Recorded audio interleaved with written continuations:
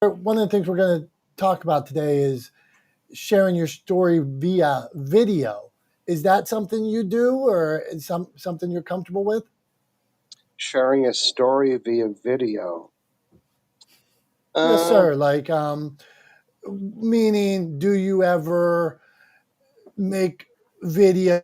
Do you turn the phone around and maybe document somewhere you're at given times or anything Yeah, like that? I I rarely reveal myself. Even in all my 3 books, people don't know anything about me. So yeah, it's not my style to do that. Although I like seeing people's behind the scenes. I love seeing how things come together or how things are building. But I don't really share my personal face and stuff too much. I think that's what you mean, vulnerable. That's being vulnerable. I'm vulnerable not with words, but not on video. If that makes any sense. Absolutely. So, why do you think that is? Because when you come in, like, man, you've done it, you succeeded at the highest levels. So, is it you're comfortable in the space you're at, or like you said, that's not something I want to show people, that part of my Well, life or something? even when I wrote my book, Law of Attraction, it's 19 years old now. I was pretty conscious. I didn't even want my picture on the book because it's not about me, right? So, you know Yeah. how some people put their picture on their front cover. And so mine's actually on the back cover only because everybody wanted it there. But I was never, my work is never about me because I'm a trainer, right? So, and I'm always wanting to train people and to teach people. So it's not about me. And sometimes they'll say, "Oh, I love your system." I said, "It's not my system. It's our system, right?" It's like maybe it's a little bit of shyness or something, but No, I get it, and I love this aspect, Tom. When people do want to put their picture on the book, Michael, I always ask why. And can you explain to me what the reason for that is? Maybe it is because you are, maybe a lot of times the brand is that person and they need to, okay, I get that. Or maybe it's Sarah Palin or Hillary Clinton or something like that. It's a different type of book. But I always want to know why, and I always quiz them. Is it just a vanity thing that you want to be on the front of this cover, or what's the reason? And I think you handled that pretty well. yeah, I think that's a good question. You know, I want to, I know we're being recorded right now, but I get super turned off when people try to sexualize themselves on buttons on Clubhouse or on book covers and stuff like that. So I think I'm so anti that I deliberately don't want to put my face on anything because it's always about the message. Does that make sense? Absolutely. Tom, what are your thoughts on this? I mean, I think. Sorry, I was just pinging people into the room, but I'm very much listening. So yeah, I mean, I think I agree with Michael. I think there is a tendency. A lot of people have a tendency to uh, include themselves a little bit too much and make things a little bit too much about themselves, and not about what they're trying to offer to the world, right? Not about the value that they're trying to bring. And me, I'm always talking about leading with value.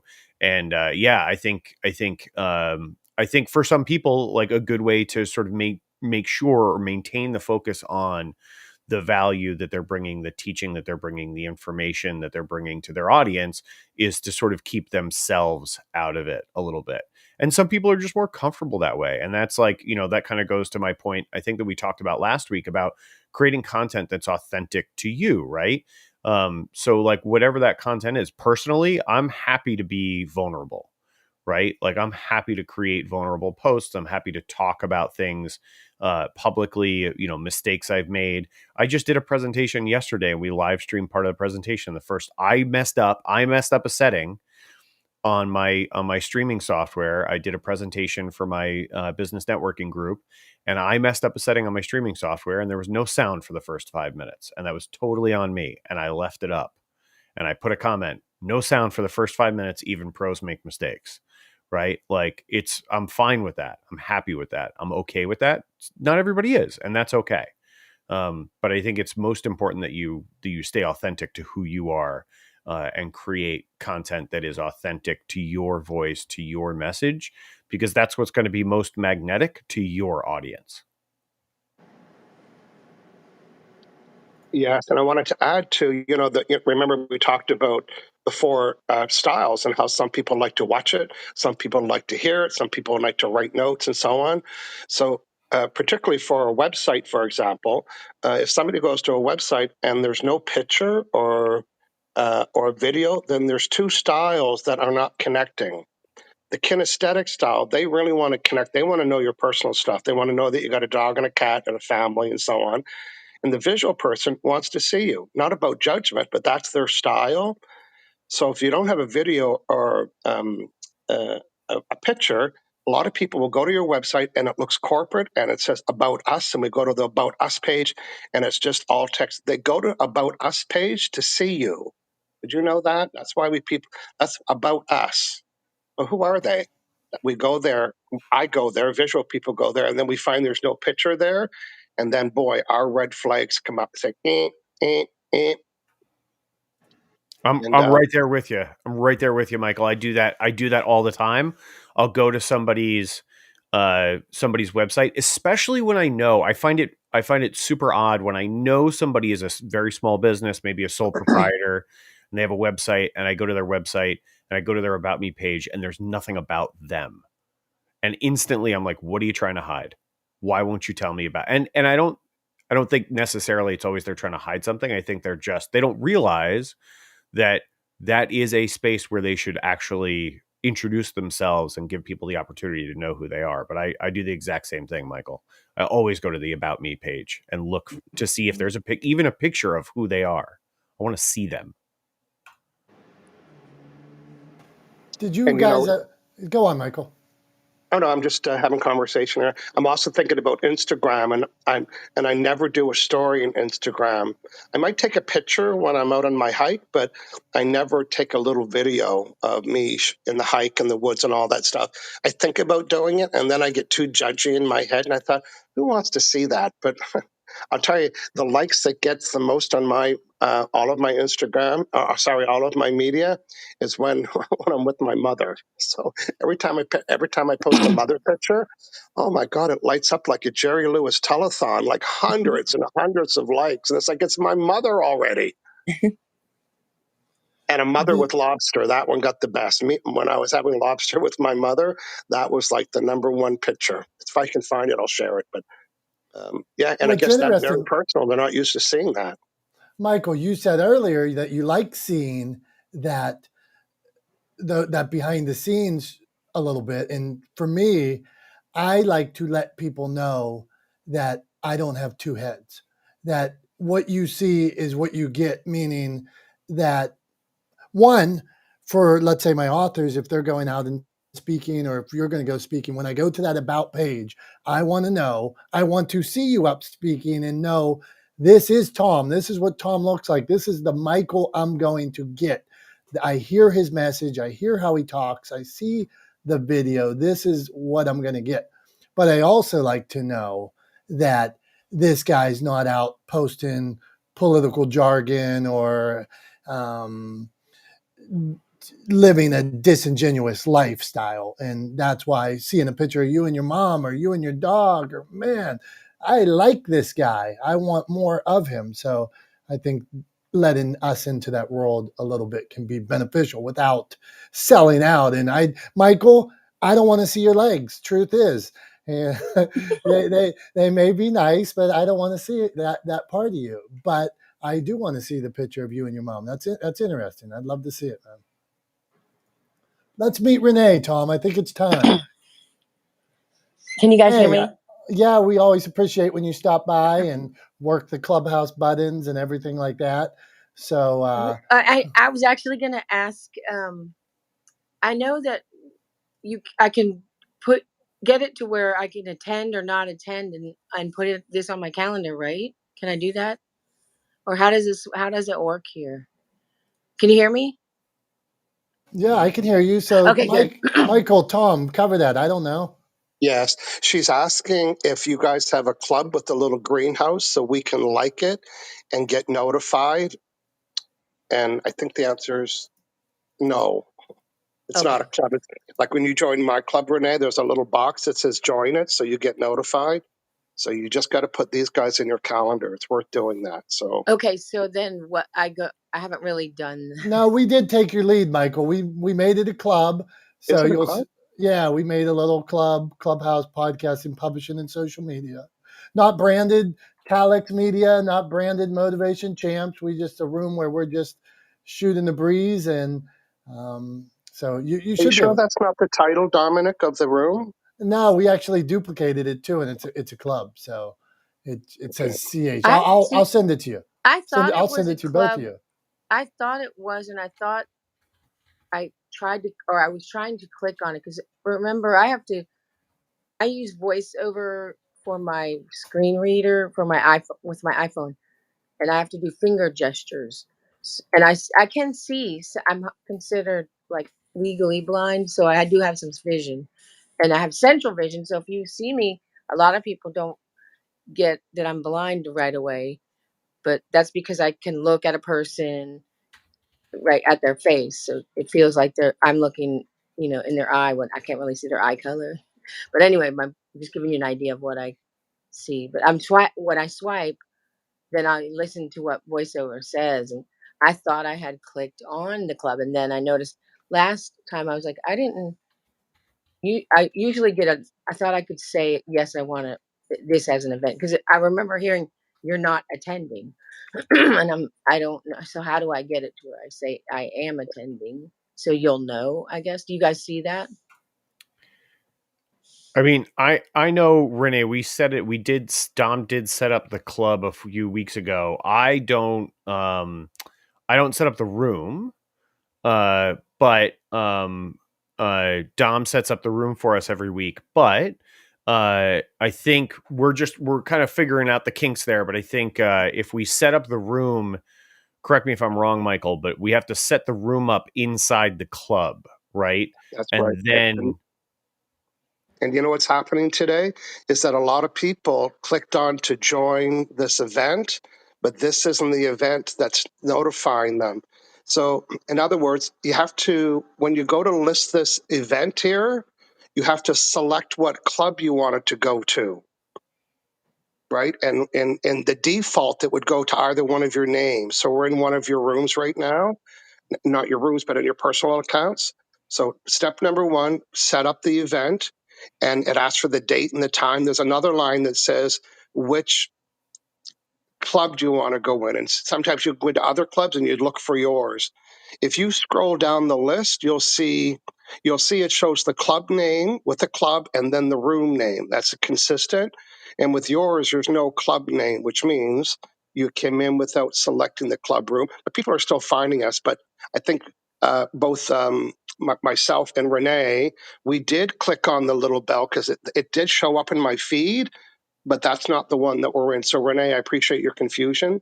And it sounds like next time they'll list it and that little bell will do its thing for you. Oh, okay. So yeah, because it was on my feed. I mean, I remember because I'm on the West Coast. So it's like thought it was 6:30. I was trying to reply to a couple other text messages that I had to deal with this morning, and then still fog coffee drinking.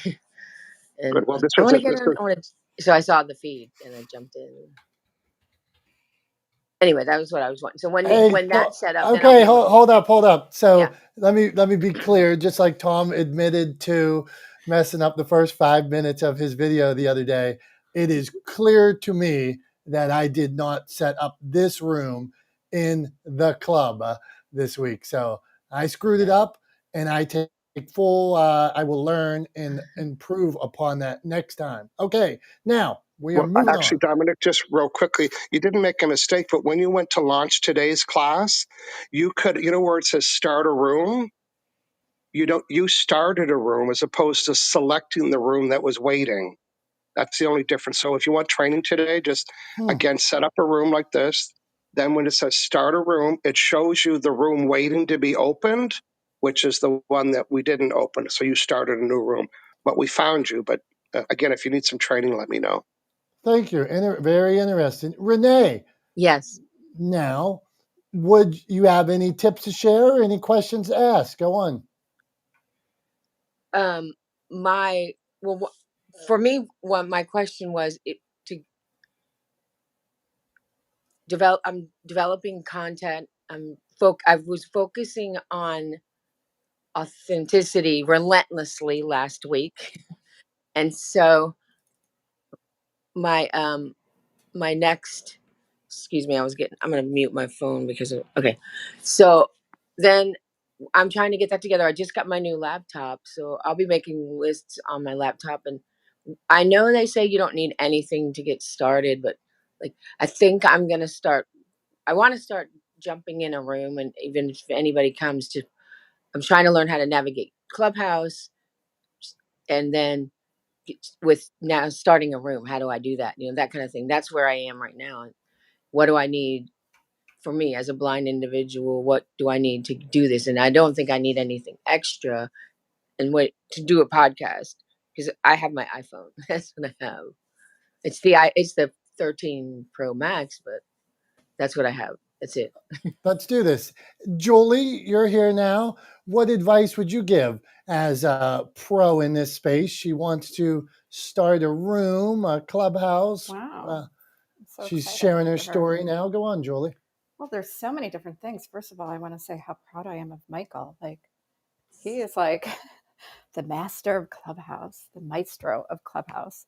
I think, just because you are, you have deficits with your vision, having someone help you at the beginning and make the title catchy, right? And you can do it in Dominick's club.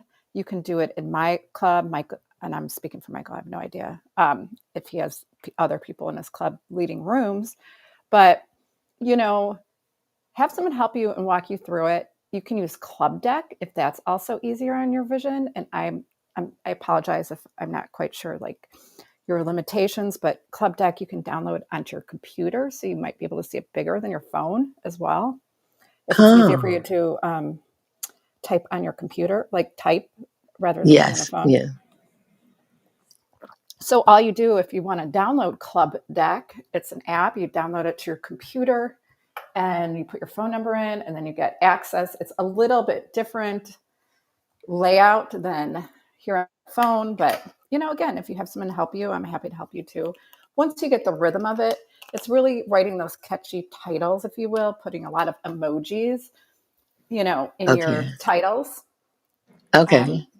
Just tell me a topic that you're thinking of. Well, I remember, and I'm still kind of there actually, but as I just embraced my blindness like 2 years ago, and I was born legally blind, and so that feeling was and still is empowering. A burden was lifted off my shoulders. I felt free, and then because I embraced it, I was able to accept. There's a lot of tools and apps out there now that they weren't when I was, in high school. I just pretended I could see. And so oh my gosh. I didn't have to fake things anymore. It was such a relief. And it's embarrassing to say, oh, I can't see that. But no. as I got older, people were more forgiving, and so I had to realize that was then, this is now. And then since I can have all these acts, I have excuse me, I have an app called Bard, and it's where it gives me access to library books. And I've started, listening, and I say, I read that book, and I read Mindset, the New Psychology for Success. And that book changed my life as well. I quit saying I can't do that because I can't see. I mentioned that I can't see, but then there's a way around it. And it's the approach. It's if one thing doesn't work, I try a different approach. And all of this there's so many things involved in this embracing my blindness that have impact. So I want to help anyone that knows somebody that's visually impaired or blind. And also it can help other people. I mean, I have a lot of people come to me and tell me that I've inspired them to go back to work, or I've inspired them to do other things because they think, well, if you can do it, then I can. Where I'm thinking, hey, Renee. yes, Renee, I just want to jump in for a quick second. So, I've heard like a couple of Mm-hmm. things that you want to do in Right. what you've been saying. So we started out talking about a podcast, and then we were talking about navigating Clubhouse, and Hmm. Julie suggested maybe doing Club Deck if it's easier for you to navigate on a desktop Hmm. rather than your phone. And we're talking about you inspiring people by embracing your blindness. All of these things are good, but I think like part of the sort of like the issue that you're running into Hmm. is not picking one thing Right. on the list and knocking that Yes. thing off the list and then moving on to the next thing, right? Okay. So Right. like so you want to start a podcast? Cool. Like focus on that until you get a podcast off the ground, right? Okay. Like stick with Okay. it like long enough to make it happen. And if you like, if there are specific things that you need to get to that goal that you start to identify as you start to go through that process, then like ask specific questions, right, to kind of Okay. help get the right answers. So like if you want to start a podcast, like yes, you're gonna have to, can you start it with your phone? Yes, you can start by just recording on your phone.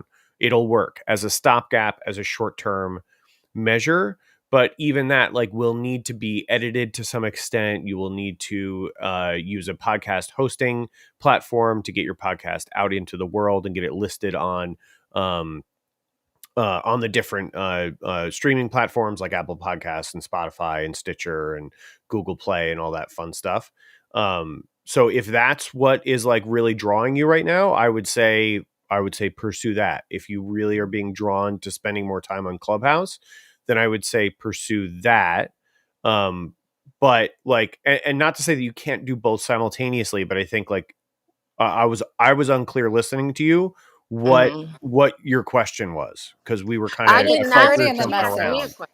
I She hear. asked me a question, and Well, then I yeah, went but I on. think the clarity of the message, and from what I hear, Right. and as Tim said, or Tim, sorry, Tom, Yeah.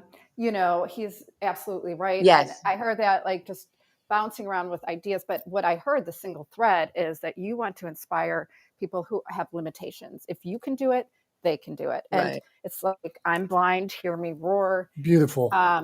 Yes. No, and I agree with you, Tom. I know that I don't know. I mean, I can focus, but when I'm not sure, I have this one way, another way, and I need to be focused and You are in the right go. place, Renee. So stick with us, and we're going to get you tools and tips and help you along that road. One of the things that early on today, I thought this same idea, and a lot of authors have been coming to me and people I work with, and they say, I want to use video for the first time.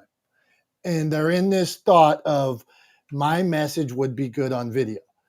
And so we got the video expert Tom in the house. And now but no, we don't always have Tom. Truth be told, we don't all have tens of thousands of dollars of equipment like yourself. So day one, how could we start to share our story with video?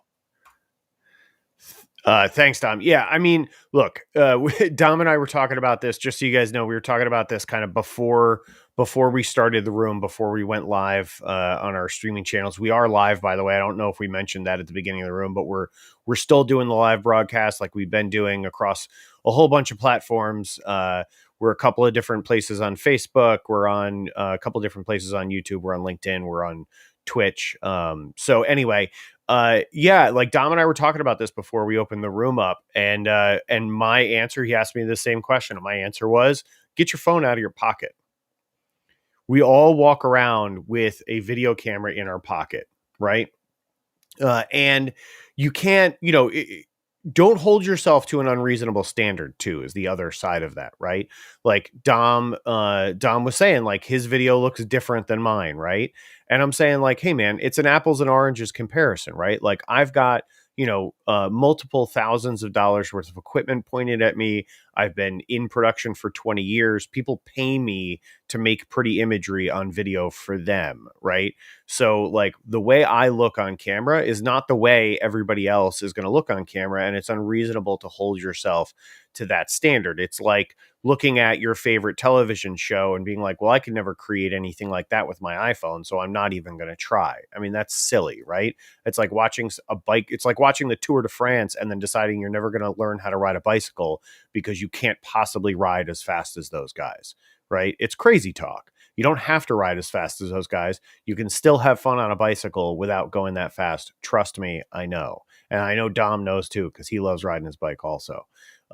So just get your phone out of your pocket, get out of your own way, press record and make something, and then watch it back. Watch it back, learn from it, critique it, go out, record something, watch it back, learn from it, critique it, and over and over and over again. Rinse and repeat. The only way you're going to get better at creating video and delivering messaging on video is by practicing with video. So just do it. Get out of your own way. Nobody expects you to be perfect. You don't have to be perfect. You just have to be you. How's that, Dom? Does that answer the question? I'm so into this subject, Tom, and there's so many great ways to tell a story, and sometimes people consume content so many different ways. Like even today, I see somebody's watching on Facebook right now on the live feed and commenting about my poster behind me. But there's so many ways to consume content. So this social audio app that we're on today, people are consuming it different ways, whether it's YouTube, whether it's social media, just like a book that you would write or a podcast. People listen to those different places. They listen to it in their car. My friend Harry Spate said he's driving right now. So there's so many different ways that you can consume all this content. And now the video is a great way to get people to consume your other products, because let's say people are refreshing their phone 120 times a day. If you are not there with video, with reels, with TikToks, will they ever find that other content that you have? So, hey, Ben, Julie, Dave, okay, we got to keep cruising here. So, Julie, do you make videos? How do you make them? Are you setting up a tripod? Are you using editing software? Are you turning your webcam on? Go on. I love that. And I was like, just thinking, I got to call Tom. I need better videos. We do record our podcast episodes on video. I edit it. I upload it. I do all the work myself. So yeah, it's very, very probably, grassroots videos, but we do it anyway because I know the importance of video. I know that creates connection with people, especially when there's been so much disconnection in the past 2 years, 3 years. Hey, Julie and Tom, what do you think about, I love, even if it's Ashton Kutcher or Kim Kardashian or a buddy of mine when he's running a 5K, I got one of my authors, he runs with a thing on his head, and then at the end he'll show like the ice on his eyes and things like this. I've never run where I do a lot of running, but I've never run where ice forms on my eyebrows. And this guy, he's not using high-end equipment. He's turning the camera around and talking about ultra running and things like that. Michael, that authenticity that we were talking about. How interesting is it to know this guy runs through the woods with ice caked on his eyebrows and stuff like that? Super interesting. And he's only using probably his phone or whatever's on his head. Tom, go on. Yeah. Well, okay. So first of all, for people listening and people who can't see, Dominick was sort of gesturing when he was talking about his friend who has things on his head. I don't know what things. He was making like gestures that look like he's wearing like little antennas on his head or something. What are the things? What are we talking about here? What's the okay? Things on his Thank head? you for my clarifying. See, when you're on video, that's a mistake you learn. You got to tell a better story. So I'm telling you, number one, I think he wears a light on his head while he's out running. Like it looks like he has a helmet on. I thought it was a GoPro at first, but it's a strap around his head that carries this big giant light.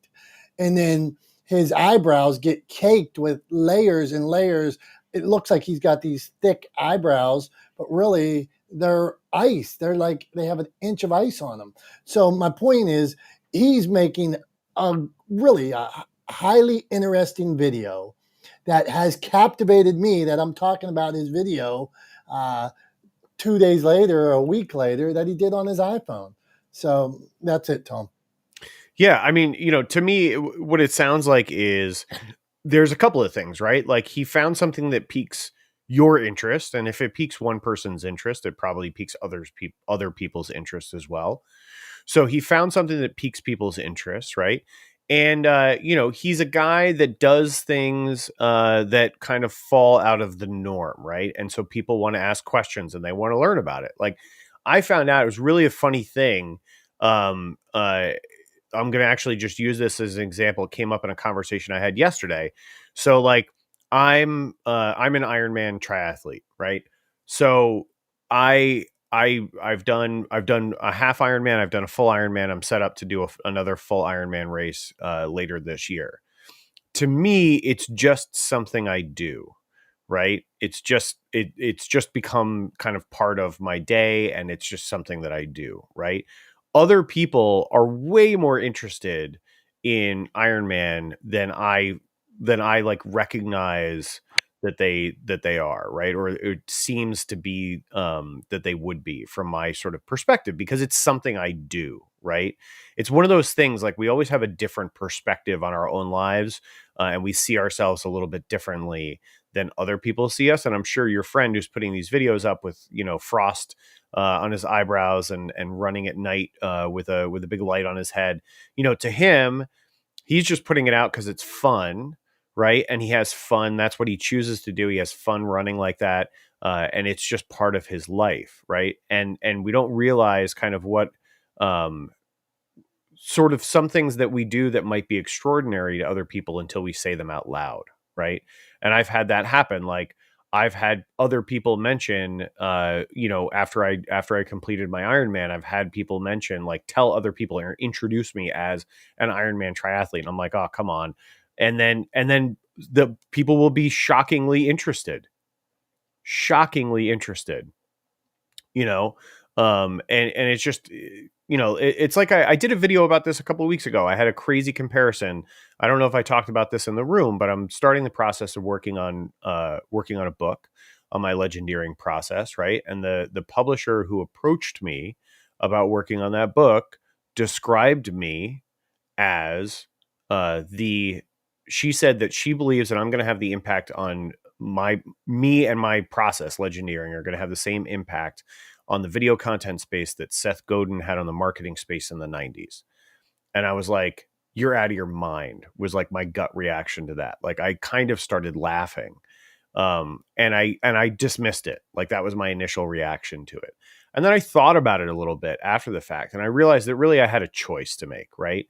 And the choice was I could either continue to dismiss that as a laughable comparison, because who am I compared to Seth Godin, right? Who am I? I'm just some guy in the Hudson Valley in New York who, made himself look good on Zoom and used to work in TV, right? I'm just some guy here in New York, right? And that's how I kind of see myself most of the time.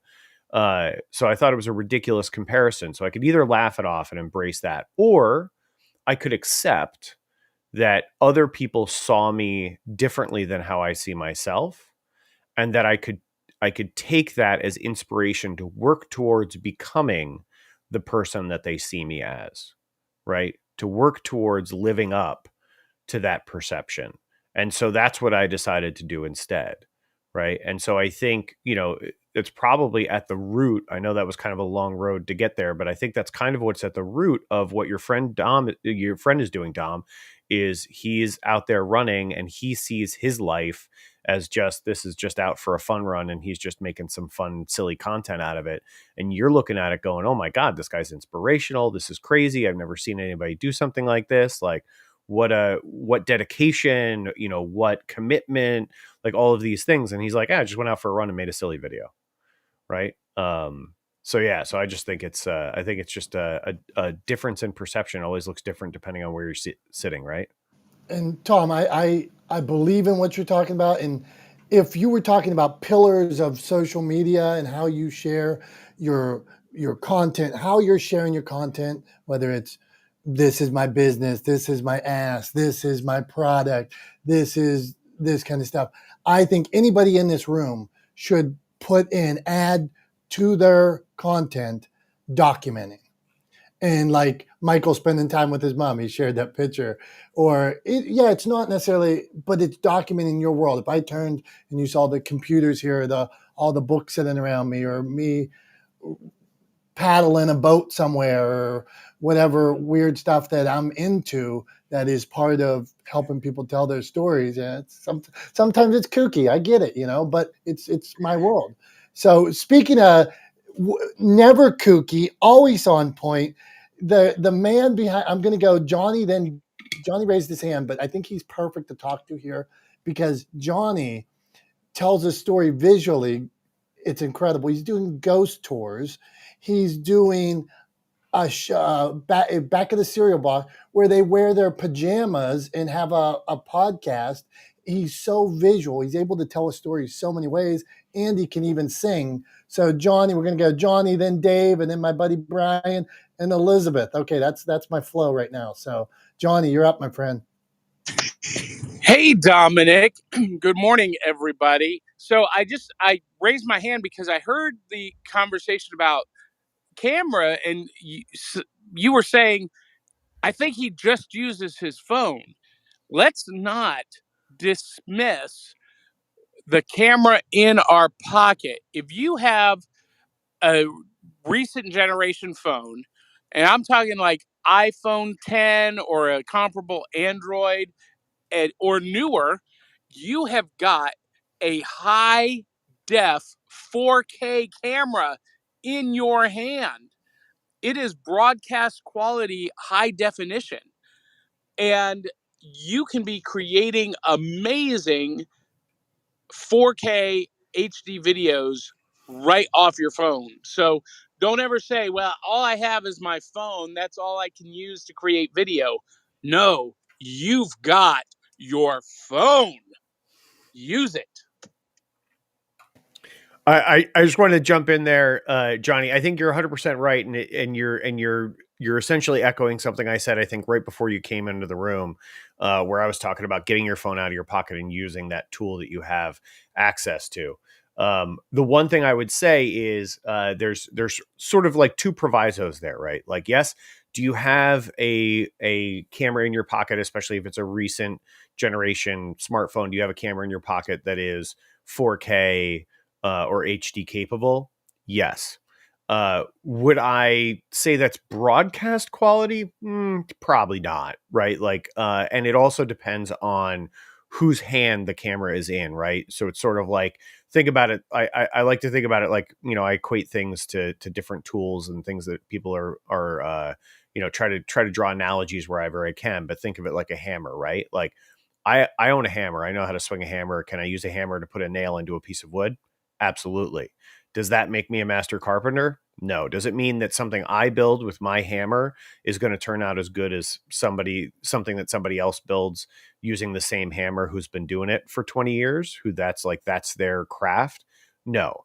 So like, I just want to couch that because I want to make sure that people don't get frustrated with pulling out their phone and expecting, having like a high quality, like, look, the cameras in our phones are phenomenal. They're better than what used to be the broadcast standard when I started in television. They record at higher frame rates. They do all kinds of things that we didn't have access to or was incredibly expensive to do, even in the professional world 20 years ago.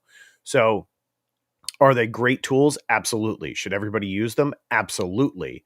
But don't put the expectation on yourself that because you have a 4K camera, it's going to look like the things you're used to seeing broadcast on like Netflix or Hulu or Peacock, or if you still have TV, I guess some people still have regular TV, then, a cable channel or something like that, because it's just not going to look like that. Right. But get it out, get the tool out, use the tool, practice with the tool. The only way to get better at it is practice, right? Practice makes perfect. That old adage, right? I think we've all heard that. So start chipping away at your 10,000 hours in recording your own video content, and you'll see results. You'll see positive results over time. Well, and for me, it comes down to a quote that I heard repeated over and over when I was a kid, as an Amway kid. We were, our family friend, Dr. Robert Schuler, used to always say, don't just sit there, do something. And everybody has to start, and never be afraid to start. Where you start is not where you're going to end up, but don't be afraid to start, and start where you are with what you have and do the best you can. And the evolution will come through time. 100% agree, Johnny. 100% agree. And I'm going to say it again. Get your phone out of your pocket. Start recording. Practice, practice, practice. Record something, watch it back, critique it, improve it, do it again. Rinse and repeat, do it over and over again. Start chipping away at your 10,000 hours, and your video content will improve over time. But like Johnny just said, everybody has to start somewhere. Don't be afraid to get up and start moving. Tom, I shared my YouTube channel, and I want people to look. I've been making videos for like 5 years, some with a lot with my phone. Sometimes I have a little handheld camera, and I want people to see from the first video where I'm probably look like a ghost, and there's no edits, to where I'm at today, just from trying to get into 10,000 hours. And one of the things I mentioned to Tom is I'm in the book business, but I believe in sharing stories all these different ways.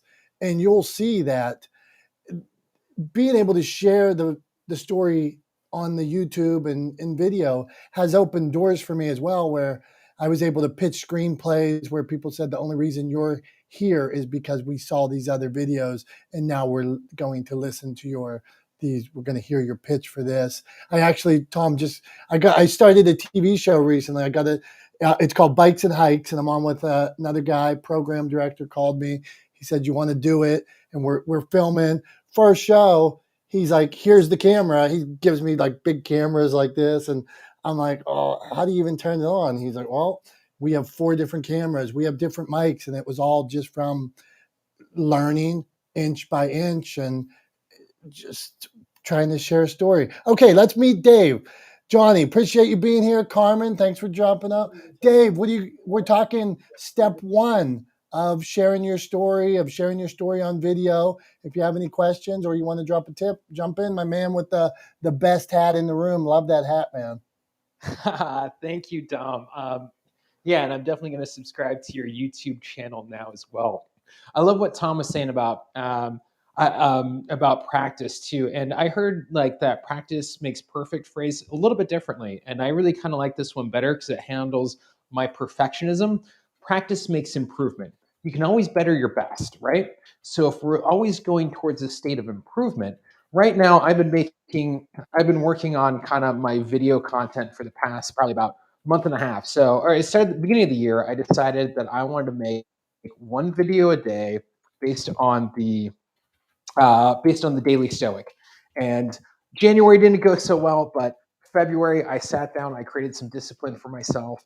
And the videos, like it's for me, it's like you guys said, right? It's taking those actions. I'm right now just shooting the bow. It's nowhere near the target that I want to go, but I know that all those times will get me closer and closer to the target that I want to hit. It's finding that opportunity to take that action. And, especially I think for us a little bit older, we didn't grow up with the cell phone in the pocket, right? Like most of us probably, I'm going to guess most of us on stage didn't have a cell phone, and especially a smartphone until probably you're like your 20s, 30s, or 40s, right? So you got these kids coming up that now are just like, all right, boom, we put out video content, we do it. So I think for us, it becomes that kind of challenge of learning how to say our story and get it out there. And I think it's that authenticity.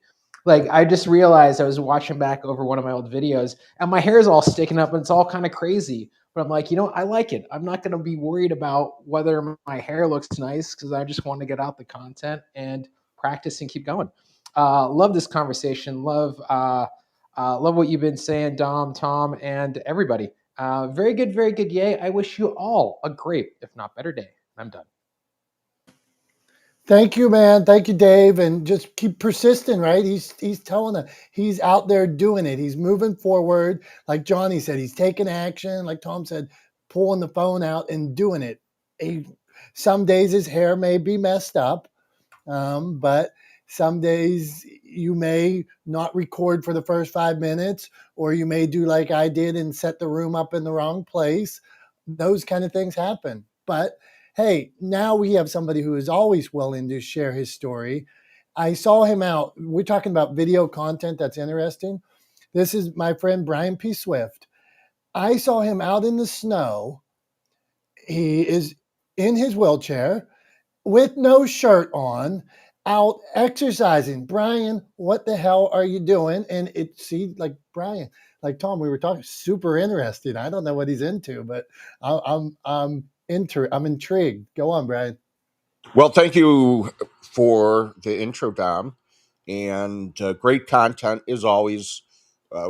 With Tom, I've learned so much from you. Johnny, learned so much from you. I'm in this room a lot or other rooms with these gentlemen. They're phenomenal.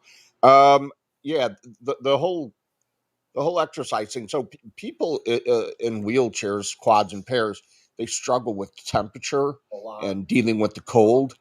And when I got hurt years ago, kind of had old school parents that kind of just pushed me along the way. So I am a believer in kind of pushing myself towards the pain. That's how you deal with pain.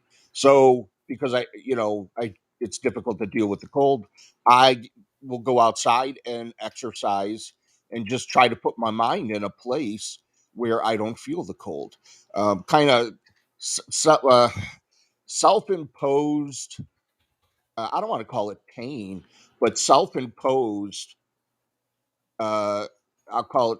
I don't know. Self-imposed. Uh, I can't.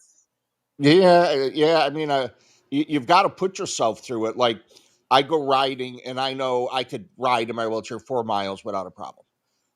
That's my almost daily ride for exercise. To get out mentally. I love being outside, grounding and whatnot. So if I want to self-impose discomfort, that's what I like to call it. So I'll go riding 2 miles away and know that I could turn around and come back and I'll be okay. So when I am in that mood to really push myself and to really test myself, or just, you're having one of those days and that's how I'll get my frustration out, I'll push myself 3 miles from the house, knowing that, and I've done 5, I've done 6, but I'll push myself, 3, 4 miles from the house. So yes, I like to do those types of things to kind of push myself. Kind of like Tom. You asked Tom why, uh, I'm sure he didn't start out doing Ironman. Um, I'm sure he started doing sprint triathlons or biathlons and sprint type of events, because you have to qualify, and then you do half marathons, and then you do full marathons, and then you're onto your Ironman events. So, which I have seen many people prepare for, and it is an amazing feat, and they do deserve to be called Ironmen. I have trained with women that do them. I swam with a woman that does them, and does also this crazy amount of biking. So I just think you've heard this term. You've got to surround yourself with kind of become the sum of the 5 people you are around. So I like to surround myself with those type of people. In terms of telling your story, I agree 100%. And the old, practice makes perfect analogy that was just given, I'll take it further. Practice doesn't make perfect. Perfect practice makes perfect. And you have to improve your practice in order to make it perfect. And in terms of telling your story, um, what I've struggled with, even though Dom says, see me out this way or that way, is getting past, and maybe it's a generation thing of this, and I'm sure it's part of being an entrepreneur, getting past self promotion. Um, and I know I still struggle with that, because I look at some of the things I do as just me doing them. I don't look at it as, kind of your analogy, Tom, where the person said you're going to be the next Seth Golden, and kind of just rolled off you. I just do because that is me, and sometimes I don't, maybe it should be promoted, maybe I should be videoing it, but it's hard to. Sometimes for me, it's just like I don't see it as anything extraordinary, and I just don't view it as something that should be, I don't know, taped, because it almost feels too self-promoting. So I appreciate the time. I'm complete. I wanted to jump on something Brian said there that I think I actually really like as a way to describe what you're doing, and that is discomfort. My friend Chris Fraze, who's a phenomenal dog behaviorist and trainer up in the great state of Maine, was commenting on Facebook and highlighting that as well. And yeah, I mean, discomfort is where we do the most learning. Discomfort is where we gain the most, where we get better at what we're trying to do. So make yourself uncomfortable. It's the best way to learn. And it's the best way to get over that hump of resistance that we all face when it comes to trying something new or adopting something new. Brian's 100% right. I started out, the first triathlon I did was a sprint distance triathlon, right? So you got to start somewhere. I didn't say, oh, well, I could never do an Ironman, so I'm just not going to get off the couch, right? I started somewhere. I got on a bike. I went for a short run. I did a little bit of swimming. And eventually I worked my way up over the course of a number of years to doing an Ironman, right? So you got to start somewhere. And actually, I want to encourage people to relish being uncomfortable. Learn to enjoy being uncomfortable. Put yourself on if you are uncomfortable being on camera, put yourself on camera. If you are uncomfortable going for a bike ride, get on a bike. If you are uncomfortable posting on social media or writing down your story, do it. That's your indication you should do it more. And my friend Chris Fraze just commented again on Facebook, said your comfort zone will kill your growth. And that is 100% true. If you are comfortable in everything you do, then you will never get better at anything, right? If you are comfortable in everything you do, you will never get better at anything. Get out of your comfort zone, relish being uncomfortable. So, hey, that's a great segue for someone who just came up on stage, Dom. Um, Producer Jemmy, who's down there, got out of her comfort zone regarding video and doing reels on Instagram. And I think it's paid off in a big way for her. And I would love to hear Producer Jemmy talk about getting out of your comfort zone. Johnny, I agree, because I'm all in on producer Jimmy content. That I need more of it. I don't. Are you following? You're not on TikTok yet, Johnny. We need your magic there. But I'm following producer Jimmy on TikTok and on her reels. She's killing it. So producer Jimmy, now the pressure is on you to deliver on all these positive vibes and this this high bar we've set for you. So the floor is yours. Thank you. Thank you. You guys are so sweet. So, oh my goodness. Yeah, when it comes to being uncomfortable on video, I, as a woman especially, I think it's a little extra for us because there's a lot of extra pressure um, in how we show up on video. But for me personally, it went way beyond that, a lot deeper than that. I have some childhood trauma that was really affecting how I saw myself, to the point where I literally couldn't even look at myself in the mirror. I didn't look at myself in the mirror for about 10, 15 years. That is a true statement. And so for me, showing up on video, imagine if I can't even look in my mirror, how terrifying that truly has been. Um, So when I did decide that I had to try, I think is when I recognized where the problem was coming from.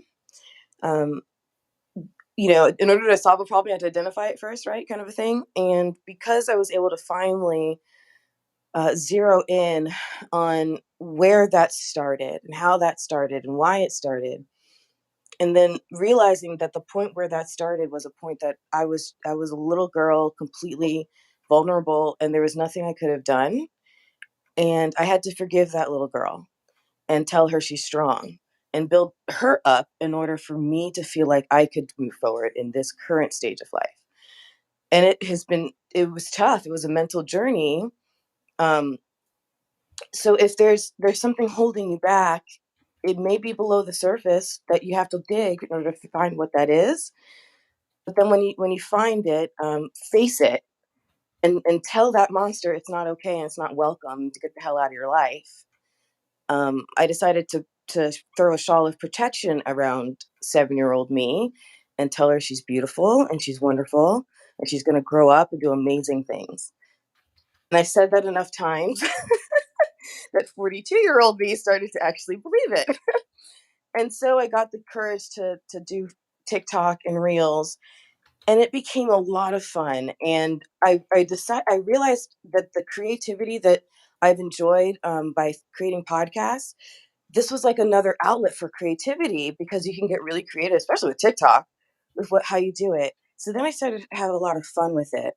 And I'll be honest, I'm coming back from I had another setback in November for Thanksgiving. I had to see the person who hurt 7-year-old Jemmy. Actually 1.5-year-old through 7-year-old Jemmy.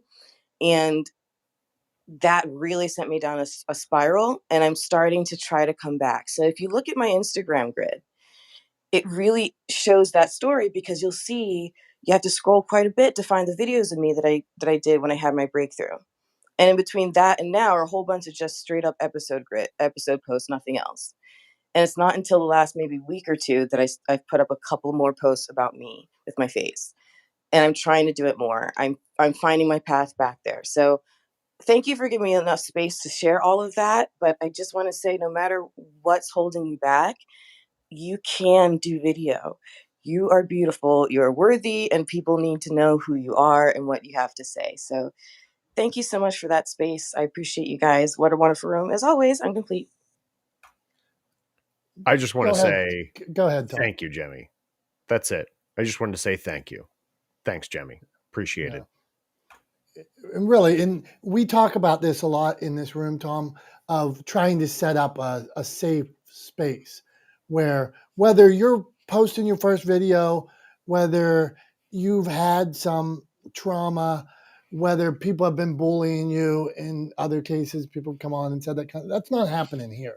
We have your back and we're here to support everybody in this room, just like you've supported us over the years and with your smile. And producer Jemmy is somebody that her smile is so genuine that there's times I'm driving down the road that I'm just like, I am going to call her on Instagram right now because I need a dose of whatever it is she has. I might be 10 states away, but I'm like, you're lifting people. Even when you think about this, the power that each of you have with the story and things like that, even when somebody's hurting, she's still able to lift other people.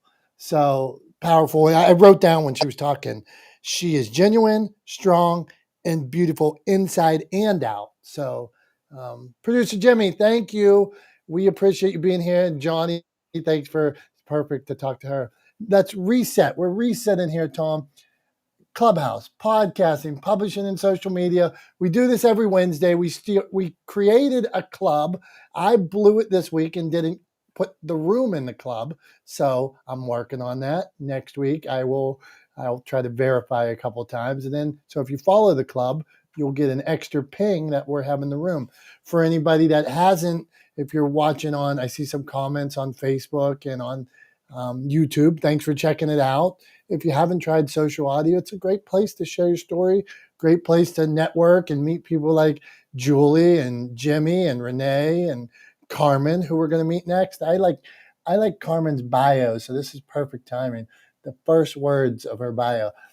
Thanks for checking out my bio. My superpower is I make up stories. This is the kind of person I want to hang out with.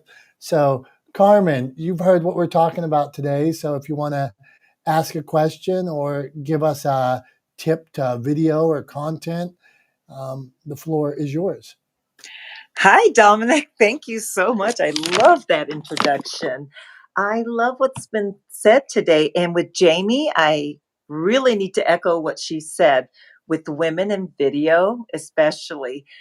I was going to ask you a question because, as Johnny had mentioned about using your phone to video, which I have done. However, I echo, like I said, what Jamie said, and I don't see basically with StreamYard and stuff like that, or Zoom, you can just regulate, filter out some things. And I have not figured out how to do that with my phone yet. And I, I'm not sure if I mentioned it, but I record myself reading my children's books and on my iPhone, and I send them off to this nonprofit organization, Love Smiles, that pertains to the oncology pediatric wards for the Children's Hospital. And what happens is once that video is sent to them, the children's family get to download that video and get to watch an author as they read to them. Now, I personally have just during their infusion, so just to help them to escape. So I just wanted to say that during their harsh realities. So, with that said, is there a different way that I can do that? Because I need to record my next title, the one that I just have published, Pocky the Duck, and I need to send that. And sometimes the file's a little heavy, so I was just curious. I've used Dropbox in the past as well. So there we go. Loaded question, Dominic. Are you, Carmen, I'm going to jump in here. Are you looking for ways to improve the video that you're creating with your phone? Am I understanding your question correctly? Is there a specific thing you're trying to accomplish, or just general how to record the best video with your phone?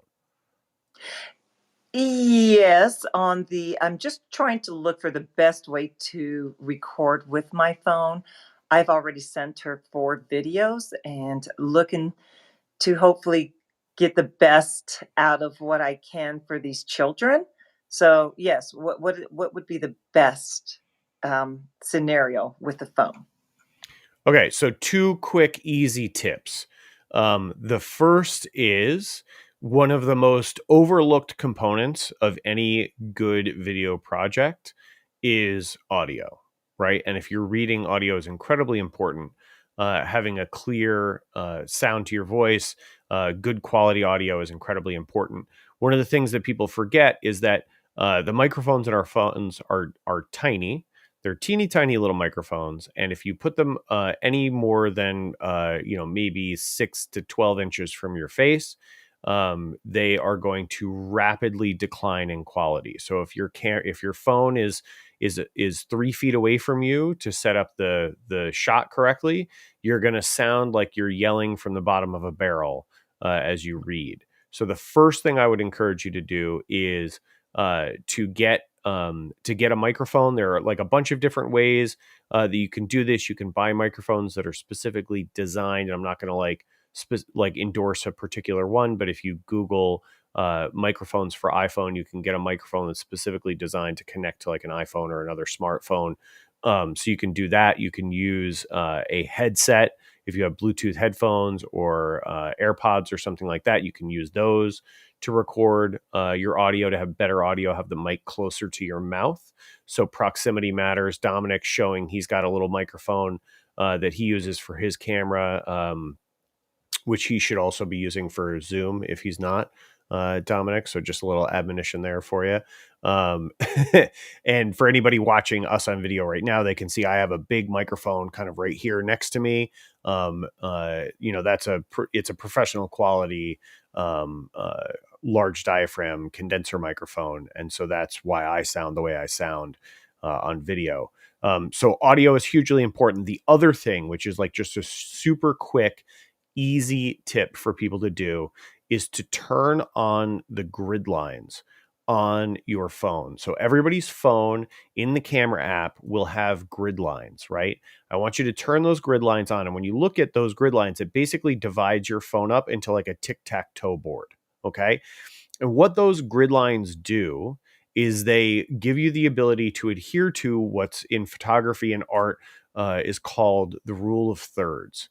And the rule of thirds basically says that you should, using those grid lines, place the subject of your video along one of those lines or an intersection between two of those lines. So if you want to center yourself left to right in frame, and if you go and look at any of these videos online, you can see that I'm sitting left to right, I'm centered in frame, but my face is kind of up towards the top of the frame. And if you actually were to overlay those grid lines, which I can do in other circumstances, I can't do right now, but if you were to overlay those grid lines, you'd see that one of those grid lines goes right through where my eyes are, right? So I'm lining up myself because I'm the subject. I'm in this video, what I want you to pay attention to. I'm lining myself up along that grid line, right? So I'm putting my eyes along that grid line because I want you looking at my eyes, right? So it's that's just an easy way to do it. Put the grid lines on your camera, line yourself up along one of those grid lines. If you're filming yourself, you want to have your head towards the top of frame. Do not center yourself. Don't put your face in that center box. Put your face towards the top of frame. Put your eyes along that upper grid line.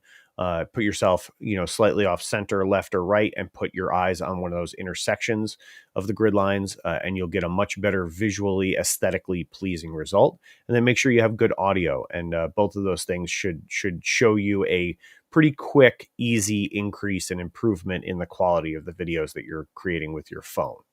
Does that help answer the question for you, Carmen? Yes, absolutely. Because what I was using, Tom, is I bought a ring, and then of course it has the area to go ahead and put your phone. So that's what I did, is I put the phone with the ring and did certain lighting, and I just went from there. So there was no filters or like you said, work going on to the phone app side with the grid line. And when you're reading, I have to sometimes look at the book and turn the page, as you mentioned, the microphone, which is very important, because if you're turning your face at all, obviously it took me some tries. The phone will obviously see your voice come in and out, so that is really important. And I needed to be animated for these children as well, so that makes a lot of sense. Thank you. No problem. You said my Dom heard you say ring light and smiled on the video because he knows how I feel about ring lights. And I'm not. I'll just put it this way: I'm not a big fan.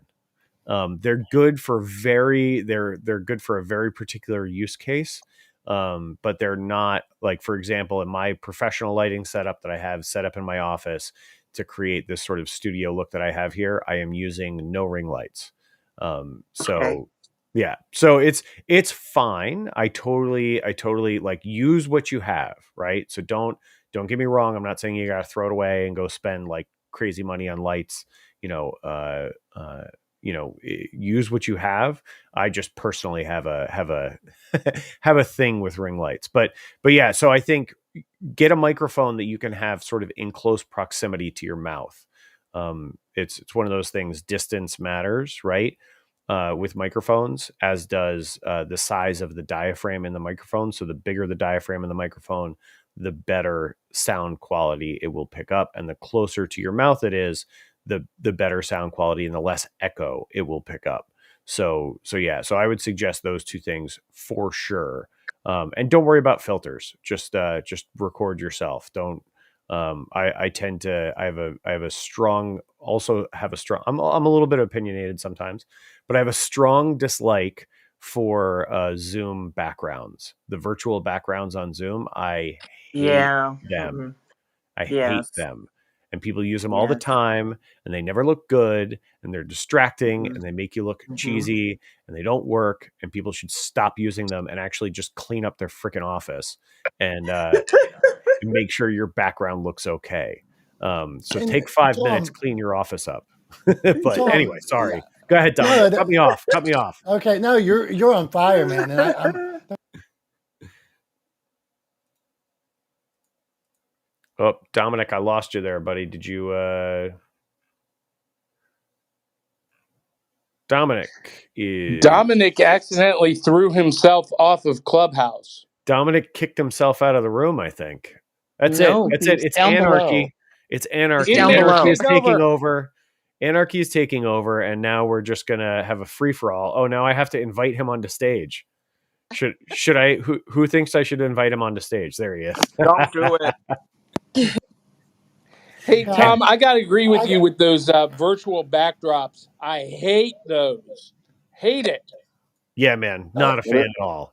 What about with the green screen? Yeah, let me talk. I want to jump on this after I kicked myself off because I was so worked up about it.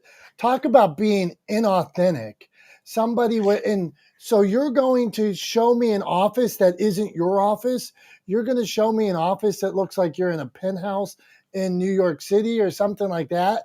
Well, I know that's not where you work. We're starting our relationship, but they like you, they trust you, they buy from you. If you're trying to eventually maybe have a meeting and sell some product, well, we're establishing a relationship where you're on the beach behind me. I'm in a fake house that isn't.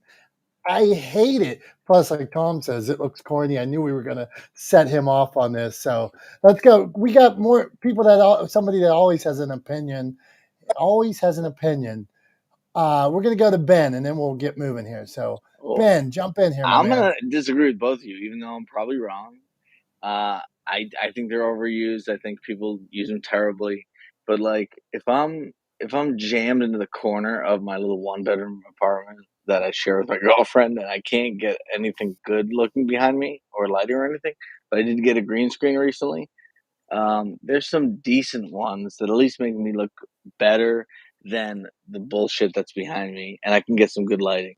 So like, that's fair. Go on, Ben. Go on. This is a good. This is good, Ben. Continue. I don't have a good desk to show. Like, there's nowhere to clean up that makes sense. And so, like, I think I agree if you're doing it to try to pretend like you're a multimillionaire or something. But if I just want to look like I'm in a normal place and not like in a shoebox or like in a closet, what do you think about those situations, Tom? I have an opinion on this. You can go to Home Depot or Lowe's and buy some PVC pipe real cheap, and go to Target and get some curtains real cheap and create a backdrop that is going to be 100 times more acceptable than a fake virtual backdrop. That's my opinion. I'm with Johnny there, and I think, Ben, I would say too, like, again, we're pushing authenticity, right? Like, I tell people all the time, I actually sort of brag about the fact when I'm on video, and Ben, you've seen me on video. We've been, we've done a call together. Right. But like, people think my office, my setup, they think it's a fake background. And I like brag to them. Like I have a thing where I'll turn around and I'll put my water bottle on the shelf behind me just to prove that it's actually there, that it's real. It does right? look that good. It's pretty much basically like your picture right now. Yeah. Yeah, it's exactly what it looks. I mean, that's how I took that picture, right? I took that picture. My profile picture on Clubhouse is a picture of me sitting at my desk on Zoom, right? Like, that's where that picture came from. So that's what my Zoom setup legitimately looks like. But, and I'm not saying like everybody should try to make theirs look like mine. I realize that that's a completely kind of ridiculous bar to set for everybody else. Like, it's a, but that said, I'm with Dom. I would rather see the corner of your apartment than see a fake background. just because I feel like that's authentic. And it's something you can talk about too. Like, hey, I'm stuck in the corner of my apartment today, like coming to you live from the corner. Right. And you can sort of make a little bit of a self-deprecating joke about it. It's on brand for me for sure. But Right. could you give? Guy. Could you? What And I'm about also, what about Tom? I was just going to say one really quick. I'm also with Johnny, like go to Home Depot, go to Target, like get a curtain rod, get some PVC pipe, get on Amazon. You can buy like a backdrop setup for like $30, right? Like, and you can put up a couple of curtains on that and like, boom, you got a background. Right. So What about those ones that are like faded, like it's just blurred out in the back? What are your thoughts on that for somebody like Ben? I don't like the fake blurring effect because it kind of does the same thing that the fake backgrounds do, right? And that is that it creates, because what the computer's trying to do is it's looking for areas of high contrast and trying to determine where you end and where whatever's behind you begins, right? And it just ends up looking fake and cheap. Right. So like my background is very blurry, but that's because of the camera that I'm using. It's not because of some filter that I've put on. Right. And there are ways to achieve that. But again, like it's an investment, right? And it takes time and it takes it takes expertise to get a setup to look like mine. So I don't expect other people to do it, but I do think you're better off. Like Dom, I would rather see all the things on your wall behind you, right? Like for anybody looking at this video, for anybody looking at this live, Dom's got all kinds of interesting stuff like on his walls, on, sports memorabilia, all kinds of things that he loves, his Goodfellas poster that's always there, right? Like all of those things, like I want to see that because that tells me a little bit about who Dom is, right? So like let people know who you are, put something behind you, like, and worst case, make a joke out of it, right? Like we're all sometimes working from home under less than ideal circumstances, in our corner, in the bedroom, in the kitchen, in the corner, in wherever. I actually have a friend I was on Zoom with. He was in his laundry room in his house because that was the only place he could. It was when his kids were still home. They were doing school from home, and it was the only place he could be was in the laundry room. It was the only quiet place in the house.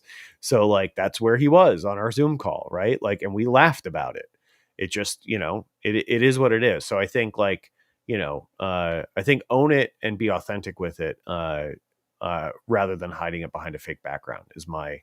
So even with the green screen, just get rid of the green screen. Go do the real thing or the PVC pipe move. You'd say. Yes. Green screen is incredibly difficult to pull off well. And I'm going to tell you right now that Zoom as a software program doesn't do it very well. Right. Because a lot of what green screen relies on is proper lighting.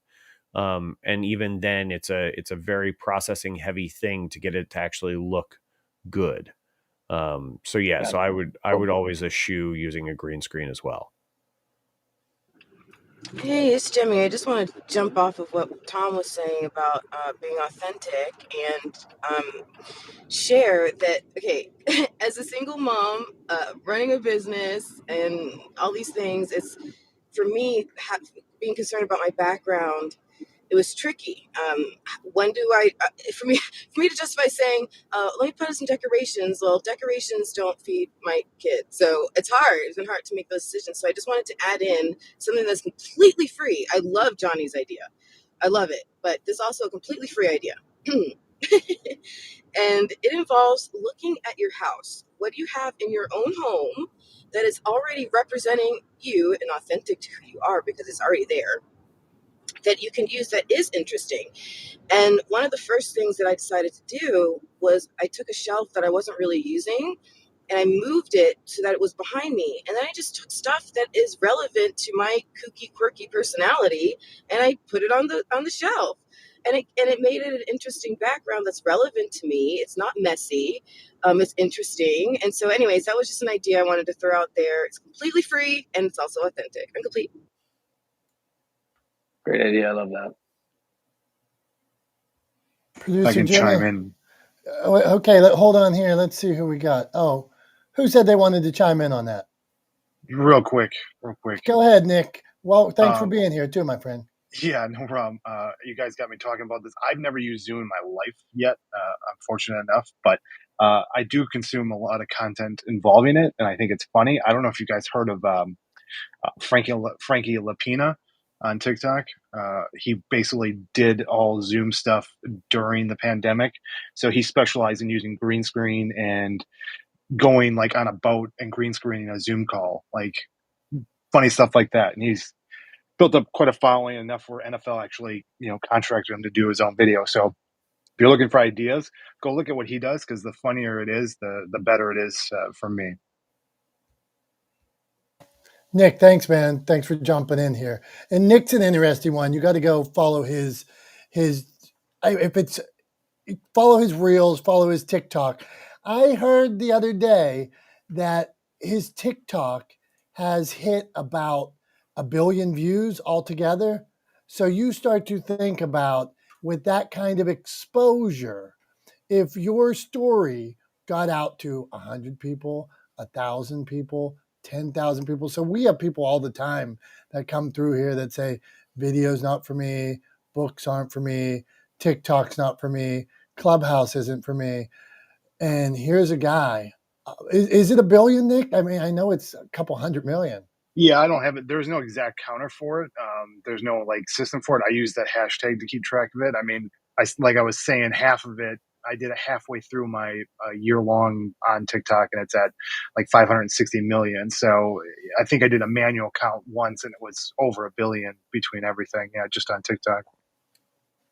So everybody in this room today, when you think about storytelling, how you're going to tell your story, think about that.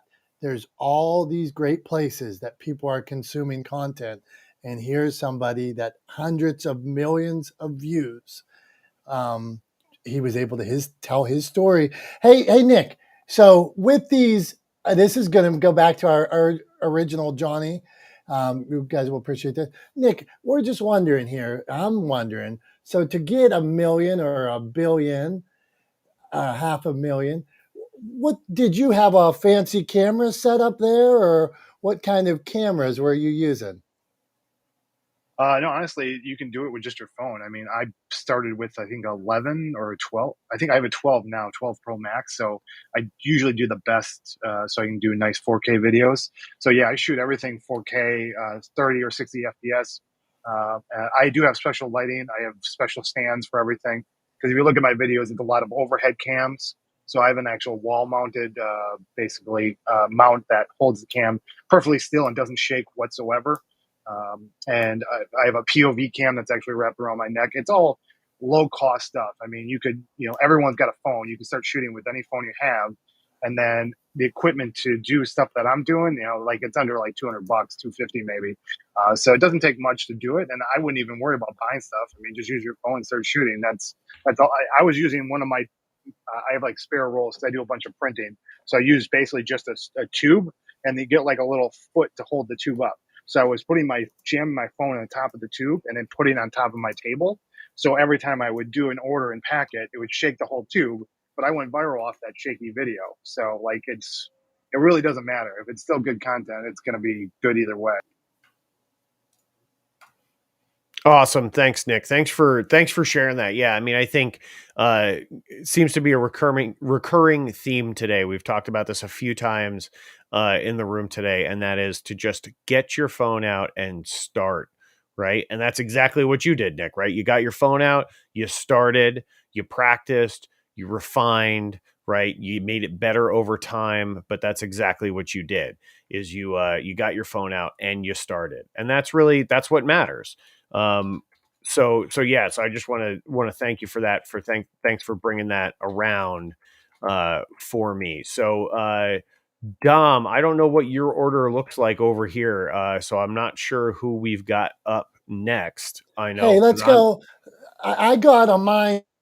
I'm interested because we got Tezra, and I love this idea of unity that she's leading with on the profile, Tezra. So if you'd like to ask a question, drop a tip, introduce yourself. That's who I think we're up to, Tom. Sounds good to me. Tezra, what you got? Hi, great day, everyone. I'm driving. So My name is Tezra, the Division Slayer, and I am entering this space of taking my message to the public speaking level, right? So it is just what you said. I just started getting on YouTube. I just created a channel, but I don't know anything about anything. But I did want to start just practicing being on camera. And to Jenny's point, especially as females, right? We want to have our filters on, our lightings on, our cheeks all rosy and looking nice and cute, um, but sometimes that can hold us back and get in our way of progress. And by the way, I just love Jenny. I love her personality. I love her humor. I love her energy. I just love it. And I love the energy of this room too. So thank you, everyone. But so what I did though, like last night, I was dog tired. I'm in the restaurant industry. And so I just worked the restaurant show in New York. That's where I live in the New York area. And so I was going to use that as an excuse not to go on YouTube, not to film, because I was not looking cute. I was, all over the place. But I said, you know what? I'm going to do it and I'm going to go live with it. However I look is how I look. It's kind of like the Oprah Winfrey effect. Like Oprah, sometimes you will see her go on camera with just barefaced and looking nothing like she looks on her show, but that makes her human and that makes her relatable. So that is where I am going with just being comfortable with whatever, like manning it, because men, they don't care either. So that's where I'm going. But I did have a question. So I just bought a webcam because I like the idea of having different I don't points of views or whatever. I don't know what you call it, but different views, right? So I did buy a webcam, but when I connected it to my computer, now my computer camera doesn't work. So I can't get those two different angles that I would like. So if somebody can help me, how do I get multiple cameras going at one time? Thank you. This is Tezra, and I'm complete. Hey Tezra, I think Jemmy, did you have a thought on that? Did you want to jump in? I have the starting of a thought, and I hope someone can fill in my blanks. I just did close out a project, and we did something like that. We needed multiple angles. I was not the procurer of the equipment, but what they got was, I think it was called a sling camera set. And so I'll explain real quick why what happened. Your computer can only accept the input of video from one source. So what you need is a camera setup that creates and feeds through a single source multiple angle possibilities and that you can switch back and forth from. And I believe what they got was called Sling. So if anybody can correct or affirm that, please let me know. But I hope that helps. Thanks.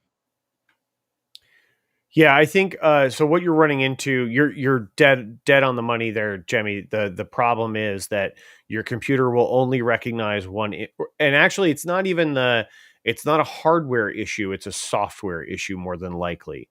So what's happening is the software you're using can only recognize one camera input at a time, and so it's either the webcam or the camera on your computer, but it can't be both simultaneously. So what you need is software that'll allow you to choose different cameras. And so what I would recommend as like a good place to start, if you're trying to have both camera angles on screen simultaneously, there are also ways to do this with this software. But if you're looking to just kind of switch back and forth and you want a quick software option, then you should be able to use a program called OBS, which is actually the software that I'm using right now for our live stream to be able to put up the image of our Clubhouse room on the internet, right? So I have an image of Clubhouse on the internet on a phone, like kind of on this live screen on camera with myself and Dom currently. And so you can use OBS to switch between camera inputs. That's one way to do it. And then the other way to do it is to use a digital streaming software. There's a whole bunch of them out there. There's StreamYard, there's Restream. There's all kinds of different options there. And so that might be an option to use as well. And for those, like for Restream, for example, to select different cameras and have them feeding in to one feed, it's as simple as opening up another browser window and logging in and using a different camera on that browser window. So it's really easy to do.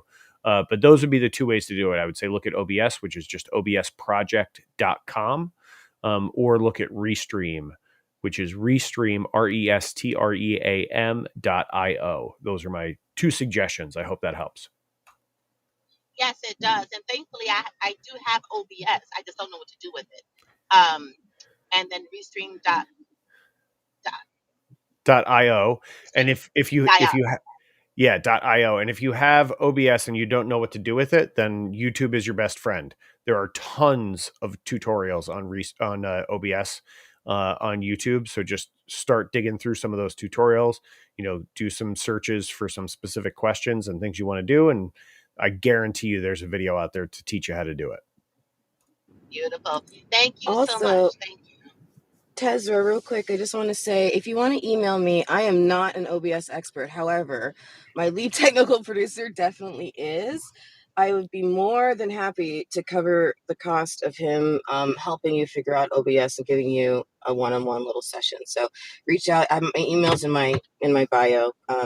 That's all. I'm done. Oh, wow. Thank you, Jimmy. That is so awesome and sweet of you.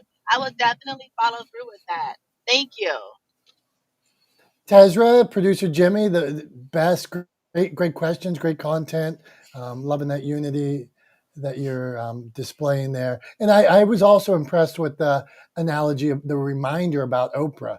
Here's somebody that has succeeded at the highest level, and it is something to think about, that she does put herself out there, not always as in this perfect form. Yes, we see her in this form, and she admits to the hours of makeup and stuff like that. And then she'll be out there in sweats and stuff like that as well, showing her authentic self. So, hey, I'm going to say it. I'm going to say it again, Dom. Be relentlessly authentic.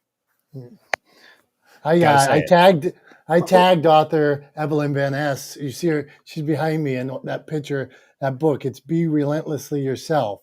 That's a picture of her. If you see on the screen, and that was one of the thoughts that she shared in her book. It was be relentlessly yourself, and I'm so focused on this.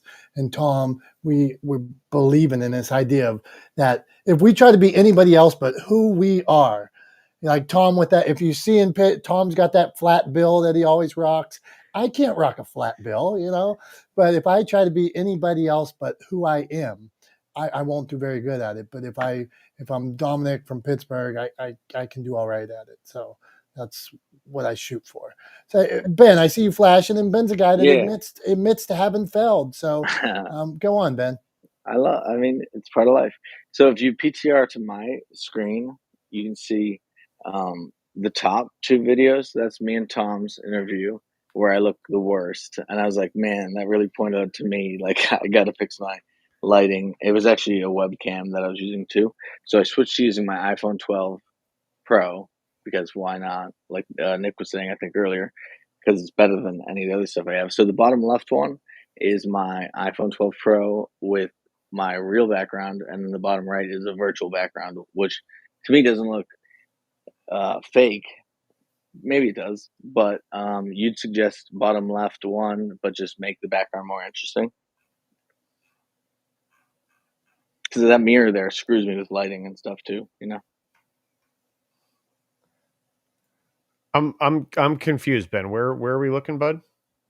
If you look at his profile picture. His profile picture, you got to zoom in on it. He's got 4 pictures. He's quizzing you because he's got 4 pictures. I gotcha. He's trying to trick you. He's probably lying to you. I'm not tricking anybody. Yeah, wouldn't that be something if he was like, this is the one that has a virtual background and it's a different one that doesn't. I see what's going on here. Look how good Tom's looks, though. See how nice that looks, everybody? Yeah, Tom's always looks great. Yeah. So my bottom 2 are with my iPhone. But the bottom right one's with a green screen. You'd say use the bottom left, which is not a green screen, but just clean up the desk area thing behind me and make it more authentic, and probably get rid of that mirror because that mirror screws me with the lighting. I instantly thought the one on the bottom left looked better than the one on the bottom right. That's just what the feedback I want to hear, Yep. So thank you. 100%. I'm sorry. I was like confused because I'm also on Club Deck. So like your profile picture is like minuscule and I can't zoom in on it. So I was like, where am I looking? But yeah, bottom left for sure. All right. Awesome. Thank you. Tom, we got to meet some more people. We have, so speaking of authentic, I'm looking at this bio here. Very interesting. We have LC, and she is a master angler. I would never know this, so this is interesting. So, Elle, thanks for being here. Ask a question, drop a tip, and I'm pleased to meet you. Hi, everybody. I first just wanted to say, what a great group. This is the sharing, the generosity. I'm just very impressed, very, very impressed. And thanks. Nice to meet you all. Yeah, Master Angler. I I'm over 50, and sort of when someone was talking about being fiercely authentic, I find it so much easier at my age to be fiercely authentic. I just don't give a shit anymore. I really don't. I do what I want, what makes me happy, and get rid of the rest. I'm just there at that place. My children are grown, so it's now indulging in my passions. I run 2 businesses, so it's kind of hard to get that all on a Clubhouse profile. It looks a little jumbled, but I run 2 businesses, but my real passion is fly fishing and fishing in general.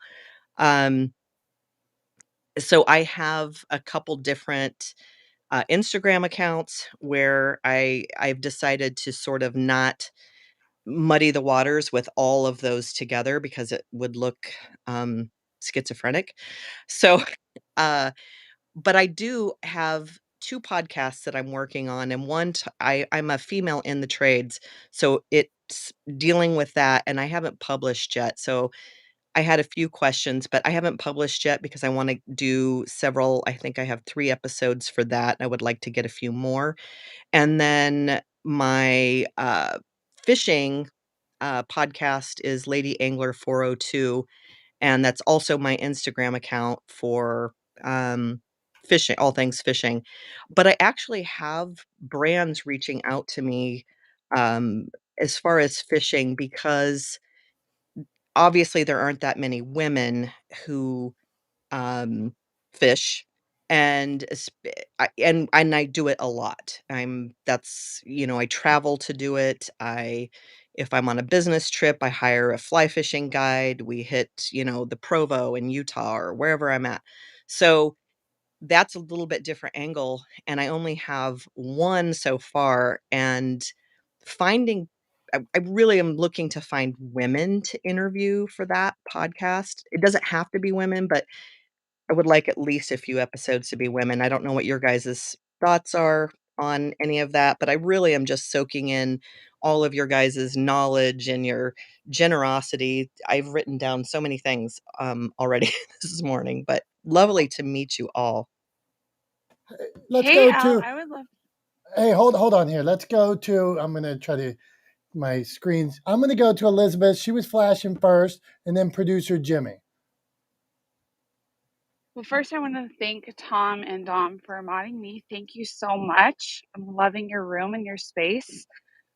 Al, I so resonate with you, and just like the older you get, just not giving a fuck. And I love that. I'm in my 40s and I'm feeling that too. So, yay, us. I do have a podcast. I've learned a lot about podcasting. I'm also like you, where sounds like you're a serial entrepreneur in terms of multiple businesses. So I have two pieces of feedback just for you to think about. Like you, I could hear myself in you. Last year, I had 2 businesses. I had a podcast. I have 2 young kids. I'm doing 50 things at once, and I'm deeply passionate about all of those things. But it was exhausting. And so in 2022, my word for this year is focus, and I doubled down on my dance studio business, and I focused on building that dance studio business, not only like my brick and mortar store, but also my social media. I opened a TikTok for it. Um, on my personal brand on Instagram, I totally like steered the ship a different way and focused on one niche. And I cannot begin to explain to you the power of focusing on one thing. Has exploded everything, like exponentially. And from a nervous system standpoint, it's giving me so much creative freedom. So I just want to put that out there. And then in terms of Your like hearing you talk and like the niche, like your really unique niche of like a woman in her 50s who's a freaking fly fisher, I mean, it is so niche and it's so incredible. And you said that you already have brands reaching out to you. What if you double down on that? Like, I mean, I'm just throwing that out there, but that just feels so magnetizing. And my question to you about your podcast before we can answer your question is, in terms of you're saying, well, I want to interview women on your podcast. Who is your fly fishing podcast for? Who is your audience? What do they get from listening to your podcast? And what specific guests are you seeking besides just, gender of women? Like, what is it that you're seeking to do with that podcast? Well, that's a good question. One of my issues, and maybe you can help me with this. One of my issues is one of those passions and one of those Instagram accounts is the bread and butter. I mean, like that can't go away. That is where I make my money. And and that's where I get my business. It just 100%. I barely have to advertise, but I keep a very strong social media presence. And people say, "Oh, I saw you on Instagram," or "A friend shared your Instagram," or whatever. So I can't let that go, but that's a little bit easier to manage. I don't need I have a lot of content. It's that's pretty easy. But the fly fishing, that has been a fairly new endeavor for me, that page, that content. I have a lot of content still to put out there. I don't even have all of it out there because it would be like vomited content on everybody. But for my podcast for that, my ideal interview isn't necessarily women, but I would love to have some women anglers because we do approach this differently. Our challenges are different. It's intimidating for women to pick up a fly rod, much less any gear. It's intimidating to go out alone, hire a often male guide to take you out fly fishing, or a woman to find out where to go for lessons, all of these things. So but it's not necessarily just for women. I think men feel the same thing. I have actually been a guide for men. They don't often take instruction as well from men, but they seem to be willing to take it from a woman. So I really, I guess would be geared for both, but women uniquely, and the gear is often geared towards men, the clothing, um, so I'd really like to raise awareness for brands like, hey, we're out here, come So, find us. okay, Elle. So Elizabeth and then Jimmy, how does she do it? Give a quick tip, and then we're gonna move around. What would you say first? We'll go Jimmy, then Elizabeth on this, and then move on to Ching. So, Jimmy, what do you think? Well, first, I just want to say that Elizabeth's questioning and advice so far has been unbelievably sound, and I followed you, Elizabeth. It was fantastic. Um, and a quick qualifying question, super fast, Al. When you say brands are approaching you, is it in reference to the fly fishing show? I just want to be sure I got that correct. No, on Instagram. But is it okay? What are they reaching out to you for? Is Really, it they at would all? like more like affiliate, like they're gonna Gotcha. send Okay. me gear. Yeah. Okay. So here's what I would do. I would also echo what Elizabeth is advising you about, really leaning into it being women focused, and here's why. I mean, not to sound cheesy, but truly, the riches are in the niches. And if you can fill that space and do it as well as I believe you can, then you can own that space and you can actually have an effect on the industry, which is powerful. Now, how you do it. What I would say, regardless of what area you're in, I happen to be in Florida. So there are boat shows galore around me, but reach out to boat shows, and get yourself into those conferences and walk the floor and interview people who are running booths, interview attendees, interview the organizers, all women. It's going to be a cornucopia of possible interviews for you at the boat shows. And so and to make relationships and connections and be known as a podcaster in that space for female fly fishers. you can then pitch yourself to do a presentation at these boat shows in order to talk about fly fishing from a woman's perspective. You can talk to women Hey, producer boat Jimmy, captains. producer Jimmy, I'm getting jealous though. I now you're pumping up fly fishing so much that I feel like I'm missing the boat here. Go on though. So was that a pun? Was that pun intended, Dominic? Missing the boat, boom, boom. No, but I'm ashamed. So you can do that as you're walking the floor, expo floor. You can make relationships with all kinds of brands. It is going to be, I mean, the fruit is just going to abound if you go to conferences for boat shows and those kinds of things. So I wanted to give you that piece of advice. And I also really do want to fully endorse leaning in on focusing in on women. And I guarantee you're still going to have a solid male audience because they're going to be men who are interested in that perspective. They're also going to be men who maybe just want rock your like think your show's awesome, gender indiscriminate. So I would lean in on women, own that space, go to conferences as an attendee, or get media passes, or be a speaker, whatever it is, but go around that floor and interview people. And I could go on and on and on and on about this. I've done it a million times. I'm happy to shoot you perhaps a link to an example episode I did with my travel adventure show, Finding Florida, where we did this. And we literally went to a boat show and did this. So if you email me, my email's in my bio. Email me and I'll Love send you the it. link to the episode. All right. You got it. Back to Elizabeth, who also Awesome. rocks at his house. Elizabeth, you want Jemmy, to tackle that? Go on. well, I just want to say, Jemmy, I'm so excited to meet you and connect with you. And yeah, I love what she just shared. I have 2 other ideas that would not require you to leave your house.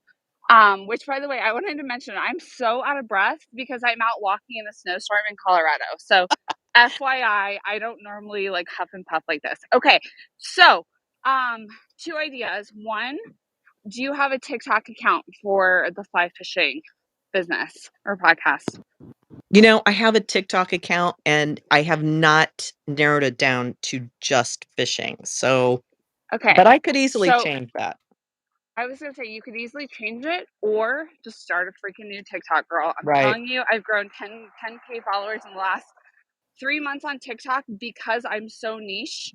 Wedding dance is what we do. Wedding dance coaching is all that we do. And I'm telling you, the more niche you can be, the better. I know it seems really scary, but I could see you like blowing up on TikTok, um, educating people, talking about it, being the face of like female fly. It's just like I really could see that for you.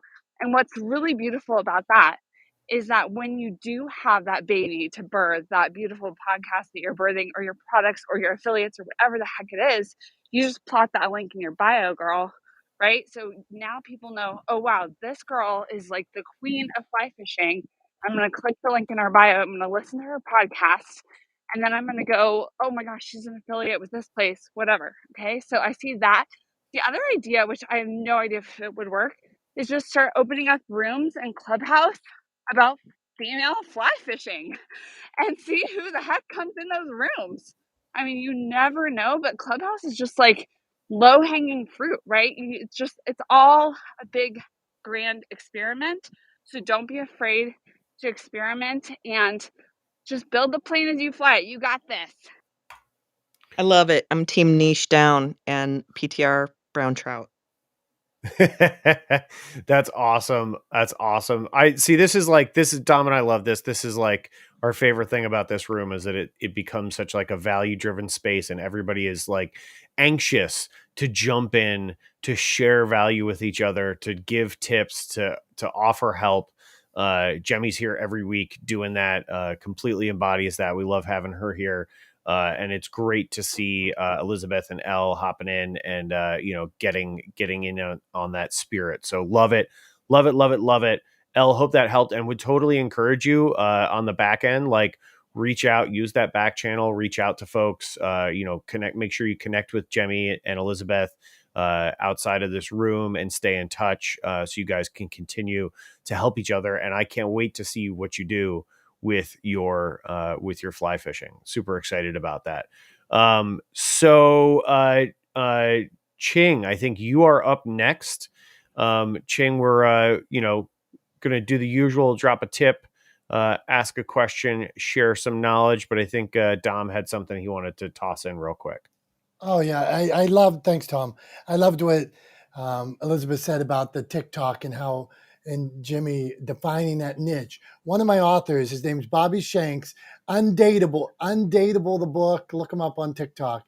He just started doing TikTok, and he niche down. Like he wrote this book about being undateable, and it's basically about feeling good about yourself before you go out in this world, empowering yourself first. So he got out in this TikTok world, and he hadn't done none of this. Like he's a real estate guy by day, and now he's out in this world. And I saw one of his videos and I mean, he's been on, like, I'm telling you, 4 months now. He got 25,000 followers, and one of his videos has 1.4 million views, and where he's doing his thing, niche down, and just telling his story in those short clips like that. So get out, share that story. You're right, Tom. We need to move on to Ching and Dominick, and then we're out of here. So Ching, like Tom said, ask a question, share a tip. Go on. Hello. Hi, Tom. Hi, Dominic. Everybody. I like your room a lot. I think I've been here before. My name's Qing Zhu. I'm a Shanghai-born, Manhattan-based filmmaker, and I'm kind of famous on Clubhouse.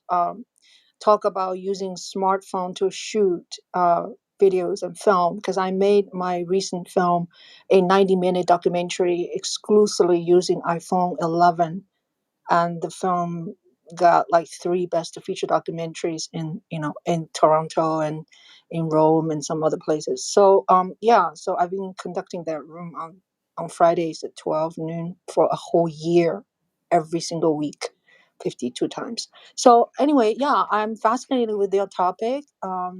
When I first came in, you were talking about YouTube, and then Carmen was asking question about how to use her phone to shoot um, better videos, and we could talk about for a long time, but I don't want to, but I just want to tell you I'm a YouTuber also. I have 700 videos on YouTube and 5,000, more than 5,000 subscribers. And anyway, I do YouTube at the beginning just to host my videos. That was a long time ago, 2009. And now I do interviews. So I find interview kind of saved my ass during the lockdown, because I couldn't see people and I feel isolated. So I started to interview people using StreamYard and broadcast to YouTube. And so far I have interviewed 165 episodes. So I feel really, really wonderful. So I still go out to shoot stuff like events, but I do interview twice a week.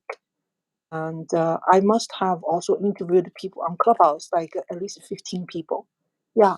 So, one last thing I want to tell you is my film, My Yangon Diary, is going to be shown next Friday, which is March 18th, in a theater in New York City. It's called Cinema Village.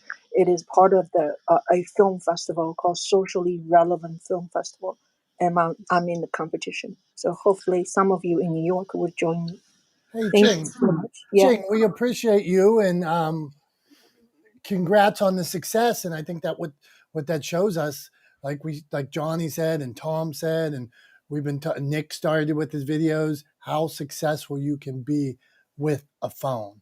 So when you're sharing the video content, you can scale up, yes, but you can take it out of your pocket and start telling a story. Tom, I think we are to Dominick. Dominick, you want to ask a question or drop a tip for us?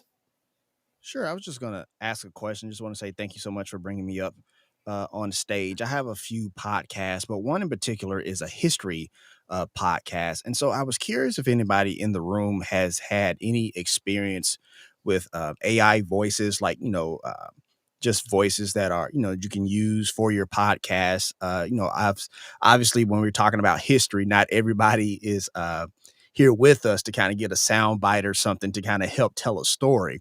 So to try to recreate that, I was thinking about using AI voices. So I was curious if anybody had any experience with that and any programs you can suggest. I'm done speaking. Jemmy, go ahead. I know I'm sure you got a thought on this. I got some thoughts on this too, but go ahead, Jemmy. Yeah, just a quick one. I don't know of any AI programs, but what I do know is how people typically handle this is by getting some voiceover actors, and you can get your friends to, you get your friends to do it. You can get um, students to do it. There are a lot of different ways to do that. But if I were you, I would hire voice actors to just voice these characters for you. That's my opinion. I'm complete. I would echo that. That's kind of the direction I was going in. I do know a couple of programs that offer AI voiceovers. I'm not a huge fan. It doesn't sound like a human being. No matter how you slice it, it might trick you for a few seconds, but if you listen, you're going to recognize pretty quickly it's not a person. And so I think you're much better off co-opting friends, family, maybe some looking at your local local college or university or community college if there's folks in the theater program or aspiring actors in the community that you can lean on to provide some voiceover work for you. I would go that route before I would use AI. It just always reads like a robot, and especially if you're trying to bring someone from the past to life, I think you have to do it with a real human, with a real voice. That would be my advice: is go for the real thing. AI is generally speaking a pretty poor substitute, and I think that's a good thing. I hope that helps answer your question, Dominic. No, that helps tremendously. I wonder if it's just a situation where, I mean, obviously, a real human is better. I think the only hiccups I've kind of been experiencing with that, scheduling and stuff like that. So, obviously, with the human element, that kind of bring that to the forefront as well. But I appreciate the advice. Thank you so much. On the scheduling note, just real quick, if you have the script for them and you can just meet with them, train them on how to record on their own, and then they just have to record on their own and then send you the content as long as they know the date you need to receive it by. So that's how I know a bunch of friends of mine are doing it. So I hope that helps. That's exactly what I was going to suggest, Jemmy. Is you just beat me to the punch. But I was it's Sorry, exactly what Tom. that's exactly what I was going to suggest. Was just email them the script, coach them through how to record on their own. You can actually, again, going back to the phones thing that we were talking about before, even without professional recording equipment, you get under a blanket in a closet with your phone and record. You can actually get it to sound pretty decent.